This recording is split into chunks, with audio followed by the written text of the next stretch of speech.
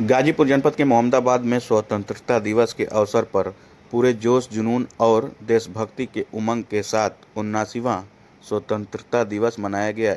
इसी क्रम में मोहम्मदाबाद तहसील परिसर और कोतवाली परिसर में झंडा फहराया गया। इसी क्रम में झंडा फहराने के बाद तहसील सभागार में एक भव्य कार्यक्रम आयोजित किया गया, जिसकी अध्यक्षता उप जिलाधिकारी डॉक्टर हर्षिता तिवारी ने किया। उनके साथ तहसीलदार, नायब तहसीलदार, वरिष्ठ भाजपा नेता वीरेंद्र राय कानगो, लेखापाल, अधिवक्ता और पत्रकार बंधु भी मौजूद रहे।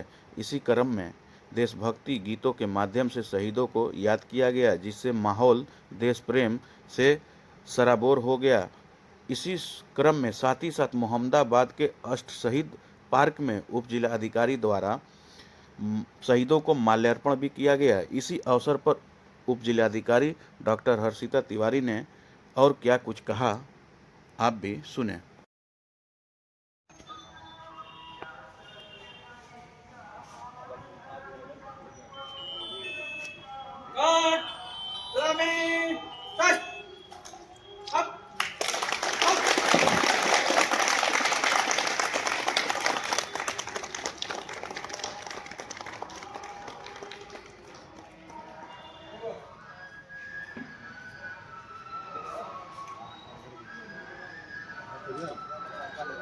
भारत माता की जय। भारत माता की जय। जय जवान जय किसान। जय जवान जय किसान। जय किसान जय जवान। जय किसान जय जवान। भारत माता की जय। अमर रहे।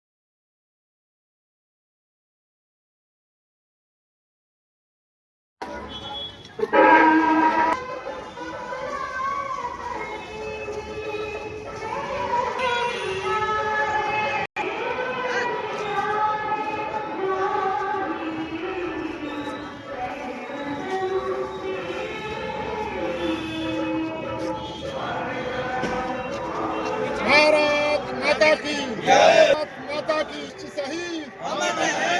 राष्ट्र शहीद अमर रहे। राष्ट्र शहीद अमर रहे। डॉक्टर शिवपूजन राय अमर रहे। राष्ट्र शहीद अमर रहे। भारत माता की जय। भारत माता की जय। जय। वंदे मातरम। वंदे मातरम। वंदे मातरम।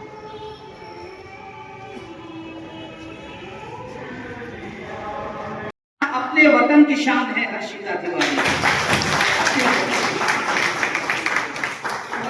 कमाल है तिवारी, आपका जमाने भर को है कि शख्सियत में नाज, भारत के ऐसे लाल है हर्षिता तिवारी। कापेगी, हम इतनी गोली मारेंगे, रास्ते में सरहद कापेगी, हम इतनी गोली मारेंगे। भोलेनाथ के बच्चे हैं हम, जहर खून का पी लेंगे। भोलेनाथ के बच्चे हम, जहर खून का पी लेंगे। पूरा एक जागरूक समाज यहाँ बैठा है, सभी सक्षम है अपने स्तर से। किसी न किसी के पास, उनके पास एक कोई न कोई ताकत है। पत्रकार बनने के पास कलम की ताकत है, अधिवक्ता बनने के पास लोगों को जस्टिस दिलाने की पावन है। हमारे जनप्रतिनिधि बैठे हैं जो हमारी बातों को पहुँचा सकते हैं। और बाकी हमारा जो पूरा तहसील परिवार है, मुझे लगता है हमारे पास तो बहुत ही अधिकार, पावर और हमारा कर्तव्य भी बहुत बड़ा है कि हम जो एक कमजोर खड़ा है उसके लिए लड़ें, कमजोर के लिए लड़ें। और कमजोर की लड़ाई में बातें बहुत आती हैं। तो ये हमारा कर्तव्य है कि हम उस लड़ाई को आखिरी तक लड़ें, उन बाधाओं को खत्म करें और हम जो भी छोटे मोटे हमारे पास काम आते हैं, आप ये जरूर देखें कि उससे एक जो गरीब खड़ा है उसके साथ कोई अन्याय ना हो जाए। डेली हम लोग हजारों उस तरह के काम करते होंगे, बहुत सारे प्रार्थना पर विस्तारित करते हैं, आप लोग डेली बेसिस पे आए जाते निवास या आईजारस की न्याय दिलाने का हमें लगता है कि वो कागजी काम है, लेकिन वो कागजी काम नहीं है, वो एक न्याय दिलाने का एक आपको बहुत अच्छा मंच, एक अच्छा प्लेटफॉर्म मिला हुआ है। तो आखिरी में एक अपील भी आई है, जो मैं अपील आप लोगों से करनी है, वो अपील का सार यही है कि आज हम इस स्वाधीन देश में जो सांस ले रहे हैं उसमें हम अपने पूर्वजों के बलिदानों के प्रति जो एक संवेदनशीलता है वो रखते हुए अपने कर्तव्य का पूरा पालन इस तरह से करें कि राष्ट्र हमारा है और कभी हमारा राष्ट्र इतना कमजोर ना हो कि हमें दोबारा जो हमारे पूर्वजों ने देखा है, जो आज हमारे बीच में कोई भी नहीं है, वो हमें देखना पड़े। तो बस इसी के साथ मैं ये अपील आपको पढ़ के बता देती हूँ। दिनांक 15 अगस्त 2025 को हम अपना 19वां स्वाधीनता दिवस मना रहे हैं।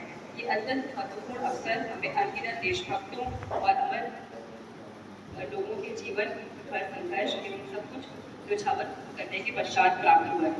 इस अवसर पर राष्ट्र की एकता, अखंडता, पथ निर्देशता और सांप्रदायिक सौहार्द की भावना को न केवल अक्षुण्ण बनाए रखना जरूरी है, बल्कि सर्व संभाव और भाईचारे की भावनाओं को स्थापित करना हमारा पूर्ण कर्तव्य है। आज का दिन हमारे देश के अज्ञात देशभक्तों एवं शहीदों को स्मरण करने का भी दिन है, जिनके अकथनीय संघर्ष बलिदान के फलस्वरूप हमें आज का यह गरिमामय दिन मनाने का शुभ अवसर प्राप्त हुआ। इसलिए इस दिवस को गरिमा एवं सम्मान के साथ मनाया जाना देश के प्रत्येक नागरिक का एक मूल कर्तव्य है। अतः आप सभी बंधुओं से अपील है कि शासन के निर्देश के क्रम में संचालित कार्यक्रमों में आप सभी धर्म, रंग, वर्ग आदि भेदभावों को हटाकर मिलजुल कर प्रतिभाग करें और एकता स्थापित करें, जिससे राष्ट्र उन्नति के मार्ग पर अग्रसर हो। जय हिंद, जय भारत।